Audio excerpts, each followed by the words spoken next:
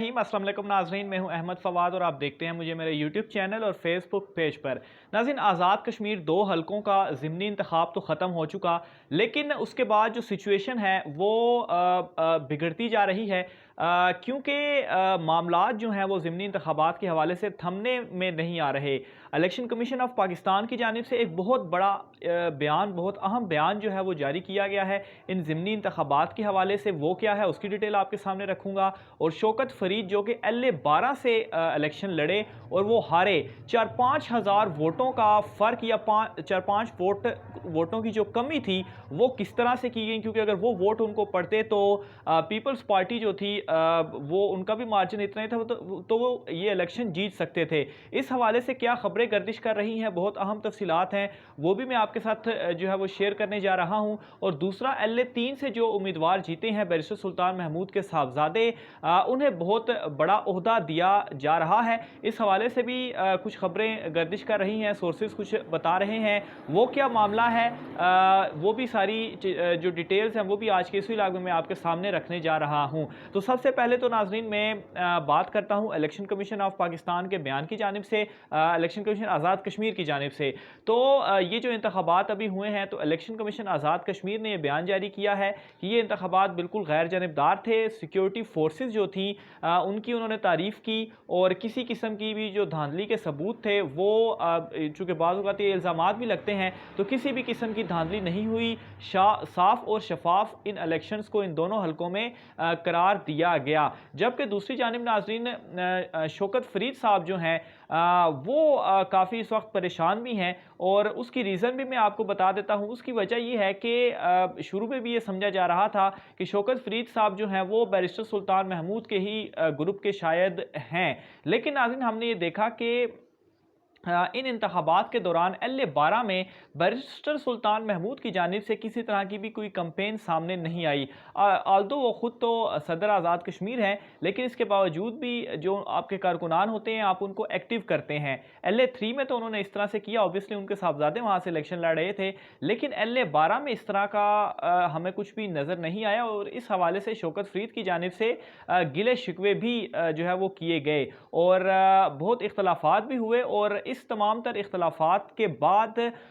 सरदार तनवीर इलियास साहब की इस मामले में एंट्री हुई है। तो ऑब्वियसली वहाँ पर जो सपोर्टर था, वहाँ पर जो कारकुनान थे, बैरिस्टर सुल्तान महमूद ऑब्वियसली बहुत पुराने और सीनियर सियासतदान हैं, उनका बड़ा एक वोट बैंक है आज़ाद कश्मीर में उनका। और जाहिर सी बात है सरदार तनवीर इलियास का अगर हम मुकाबला करें तो सरदार तनवीर इलियास रिलेटिवली वो बहुत न्यू है। बेशक वो आज़ाद कश्मीर के सदर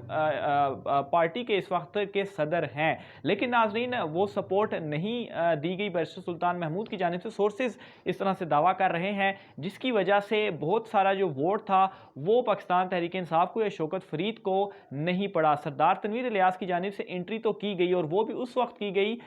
जब शौकत फरीद ने ये देखा कि पीपल्स पार्टी की सीनियर क़यादत और ख़ास तौर पर बिलावल भुट्टो जो हैं वो इस हल्के में कितने सीरियस हैं, और वो ख़ुद यहाँ पर आके जलसे कर रहे हैं। और ऑब्वियसली जो पीपल्स पार्टी को इस मरतबा उनका वोट बैंक बढ़ा भी है, उसकी रीज़न भी यही है कि बहुत ज़बरदस्त पीपल्स पार्टी की जानिब से कंपेन भी की गई। बिलावल भुट्टो ने खुद वहाँ पर जाके जलसे से खिताब किया, जिसकी वजह से जो लोग थे वो डाइवर्ट हुए। और इसका सबूत एक सबसे बड़ा ये है कि जो इस मरतबा टर्न आउट रहा है LA 12 में वो बड़ा ज़बरदस्त था। 64% नासरीन जो टर्न आउट था वो रहा, यानी कि 64% लोगों ने हल्के में वोट दिया है। तो ये नाज़रीन एक बहुत ज़बरदस्त बात है, क्योंकि आमतौर पर ज़िमनी इंतखाबात में उस तरह से पार्टिसिपेट नहीं करते लोग। अगर हम LA 3 की बात करें तो LA 3 में टर्न आउट था 44%, तो जो कि कम था। गुज़श्ता जो 25 जुलाई को इंतखाबात हुए हैं उसके मुकाबले में भी ये कम था, लेकिन LA 12 में ज़बरदस्त टर्न आउट रहा। लोग बड़ी तादाद में उन्होंने इस अमल में ज़िमनी इंतखाब में जो अपना वोट था वो कास्ट किया। और ऑब्वियसली जो एक जलसा था बिलावल भुट्टो का, वो इसमें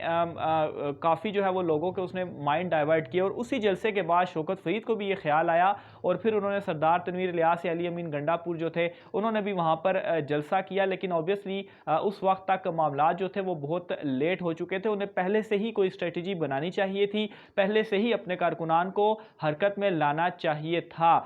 کیونکہ آلریڈی اگر پیپلز پارٹی اپنے کارکنان کو پہلے سے ہی حرکت میں لا کر، اور آپ اس کا دیکھ بھی لیں کہ 64% جو ٹرن آؤٹ ہے یہ کم نہیں ہوتا، اور یہی ریزن ہے کہ پیپلز پارٹی کا ووٹ بینک بڑا ہے، کیونکہ 24,000 کے قریب ووٹ لیے ہیں اس مرتبہ پیپلز پارٹی نے LA-12 سے، جبکہ 25 جولائی کے انتخابات میں یہ ووٹ جو تھے وہ 21,000 کے قریب تھے، 20-21,000 کے۔ تو یہ جو 3-4 ہزار ووٹوں کا فرق پڑا ہے وہ ایک تو ٹرن آؤٹ کی وجہ سے پڑا، اور دوسرا جو پیپلز پارٹی ایکٹیو رہی ہے۔ حالانکہ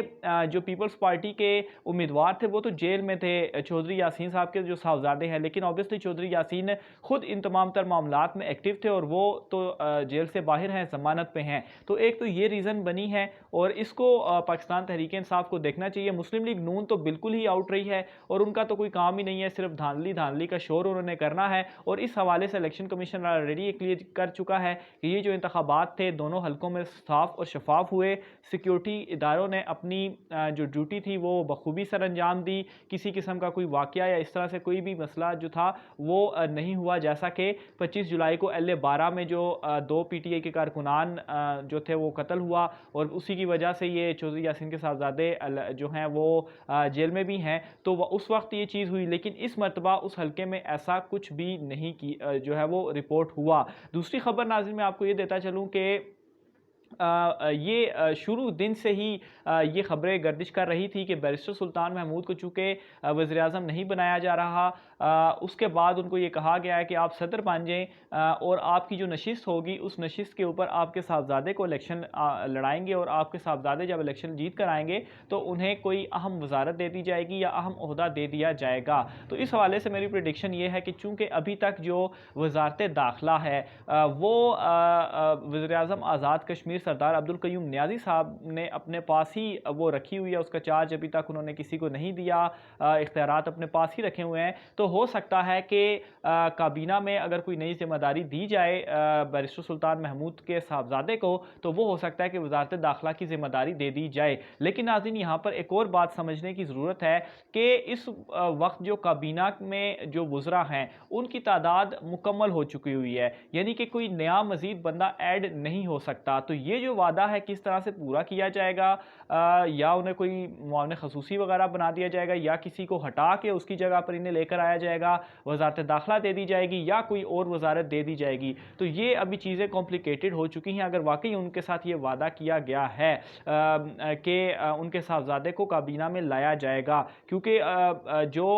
اس وقت خبریں گردش کی تھیں ابھی تک تو وہ ٹھیک ثابت ہوئیں کہ بیرسٹر سلطان محمود وزیر اعظم نہیں بنایا جا رہا، انہیں نہیں بنایا گیا، پھر انہیں صدر کی جو کہا گیا انہوں نے صدر کا عہدہ ایکسیپٹ کیا اور وہ صدر رہے، اپنی نشست چھوڑی اپنے صاحبزادے کو۔ اب یہاں پر بھی یہ چیز ہو سکتی تھی کہ ان کے صاحبزادے کی جگہ پر کسی کوئی اور بھی الیکشن لڑ سکتا تھا، لیکن انہی کو ٹکٹ جاری ہوا، تو وہ obviously وہ جو ایک خبر تھی اس وقت کی کہ ان کے صاحبزادے لڑ کر انہیں کوئی عہدہ دیا جائے گا، تو وہ ابھی تک تو درست ثابت ہو رہی ہے۔ بہرحال اب آگے یہ دیکھنا ہے کہ واقعی میں کیا انہیں کابینہ میں وزارت دی جاتی ہے، کیونکہ پھر کابینہ سے کسی کو مائنس کرنا پڑے گا یا کوئی اس طرح کا عہدہ کریٹ کرنا پڑے گا، اور پھر انہیں جو ہے وہ لے کر آیا جائے گا۔ اور یوں obviously بیرسٹر سلطان محمود جو کہ اس طرح سے تو ایکٹیو پارلیمان میں نہیں رہے لیکن ایکٹیو وہ بہت زیادہ ہیں۔ LA-12 کے LA-3 میں بھی آپ نتائج دیکھ لیں کہ پیپلز پارٹی کا جو ووٹ بینک ہے وہ بڑا ہے، حالانکہ جو ٹرن آؤٹ تھا وہ کم تھا، 44% ٹرن آؤٹ ناظرین کم ہوتا ہے، اور خاص طور پر 25 جولائی کے جو انتخابات تھے اس سے یہ ٹرن آؤٹ کم تھا، لیکن ٹرن آؤٹ کے کم ہونے کے باوجود بھی پاکستان تحریک انصاف کا ووٹ بینک بڑا اور دیگر جماعتوں کا جو ووٹ بینک تھا وہ کم ہوا، اور یہ ناظرین ایک بہت بڑا پلس پوائنٹ بھی ہے حلقہ LA-3 کے حوالے سے۔ بہرحال دیکھتے ہیں اس حوالے سے مزید کیا سچویشن ہوتی ہے، وہ بھی آپ کے ساتھ ہم شیئر کرتے رہیں گے۔ آخر میں ناظرین TLP تحریک لبیک پاکستان کے حوالے سے چند چیزیں میں آپ کے ساتھ شیئر کرنا چاہوں گا۔ تحریک لبیک پاکستان کوئی نشست تو نہیں جیت پائی آزاد کشمیر میں، لیکن ناظرین تھرو آؤٹ الیکشنز میں ہم نے دیکھا ہے کہ وہ تیسرے چوتھے نمبر پر رہنے والی پارٹی جو تھی وہ رہی، ایون کہ ان ضمنی انتخابات میں بھی ہم دیکھیں تو LA-3 کی ہم بات کریں تو دوسرے نمبر پر تو مسلم لیگ نون رہی، لیکن تیسرے نمبر پر پھر جو تھی وہ تھی TLP، اور پھر اس کے بعد چوتھے نمبر پر یا اس سے بھی نیچے پیپلز پارٹی تھی، اور انہوں نے صرف 1400 ووٹ لیا، جبکہ تحریک لبیک پاکستان نے تقریباً 3 سے 4 ہزار کے قریب انہوں نے ووٹ حاصل کیا، جو کہ ایک بہت بڑا ووٹ ہے۔ اسی طرح حلقہ اہل 12 کی بات کریں تو وہاں پر تیسرے تو نہیں، میرے خیال سے چوتھے نمبر پر تحریک لبیک پاکستان رہی ہے اور اچھا خاصا انہوں نے ووٹ حاصل کیا ہے، اور ہم یہ کہہ سکتے ہیں مسلم کانفرنس جو کہ بڑی پرانی جماعت ہے آزاد کشمیر کی اور وہ اس وقت اتحادی بھی ہے حکومت کے، ان سے زیادہ ووٹ حاصل کیا تحریک لبیک پاکستان نے۔ تو یہ ایک فیکٹر ہے جس کو اگنور نہیں کیا جا سکتا۔ وہ جیتی تو نہیں لیکن